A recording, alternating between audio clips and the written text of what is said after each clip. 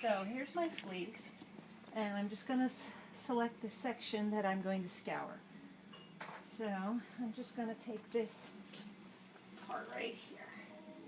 So you just kind of pull the wool apart, and you can kind of feel in your hands if this amount feels like about a bucket's worth, and this does. So I'm going to take my wool, dirty old wool.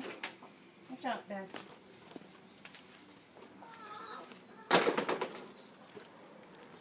And take it over to our scouring staging area.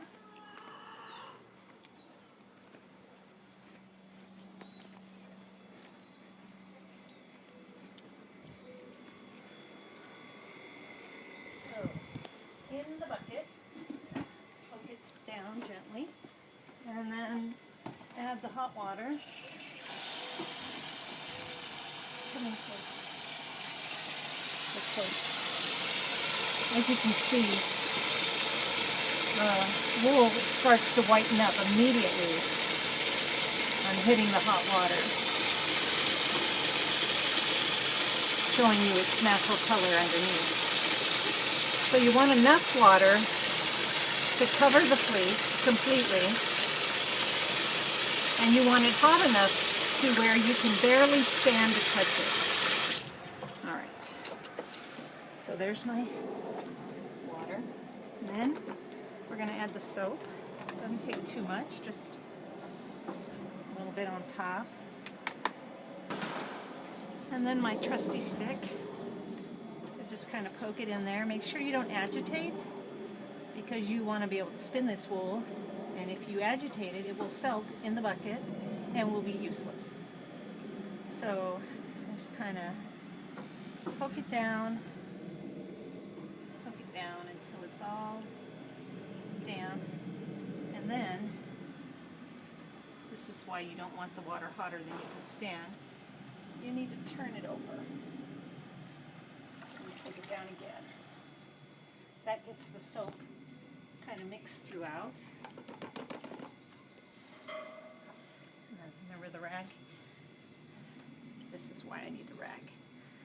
Okay, so once the soap has been added, this needs to sit for a bit. And the way you measure the time is when the water gets cool enough so where you can easily handle it, it has been sitting long enough. Now here I have a first section of wool that I had already scoured, and it's actually in its rinsing phase. So it's tempting when scouring wool and you rinse it, you see the water is still brown, and I know we're going out of order here, but it's tempting to want to keep rinsing it until the water runs clean. You have to resist that temptation, because wool has natural lanolins inside of it, or in it, and the more you rinse it in hot water, the more of that lanolin goes away.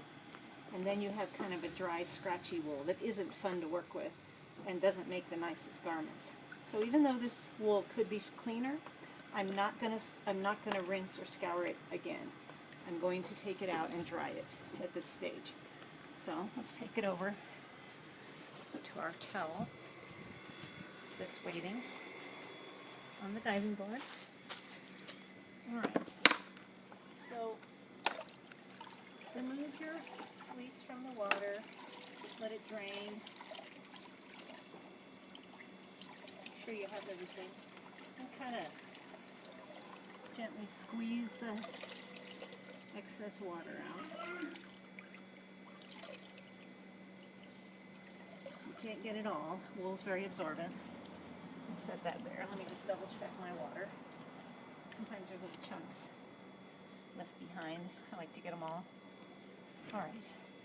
And then you want to kind of spread your fleece, your wool. Now if you're using a fleece, it should all stick together like this. If you've got like loose clippings, then it'll be a little harder to work with because it's not one piece. So spread it around so that it can dry. Now, I do it one of two ways. I either spread it out and double the towel over it, or if I have a thicker fleece like this, I try to spread it out and put a second towel on top of it. So I'm gonna use 2 towels for this bunch. So get it nice and thin, spread around. And you see it's still not real clean, but it will be by the time we're finished. There's still many more stages to go before this is yarn.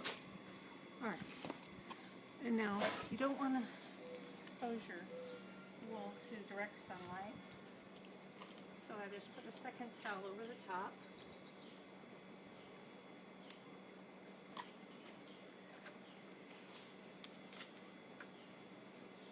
And then just to speed the drying along, I'm going to turn it over. Could have been that better, but there it is. Alright, and now that needs to sit for 12 to 24 hours and dry until it can be moved. It does take several days for the wool to dry completely, but I don't like to do it out here in direct sunlight. Just the first part done here, and then I'll move it to a less sunny location so it can just dry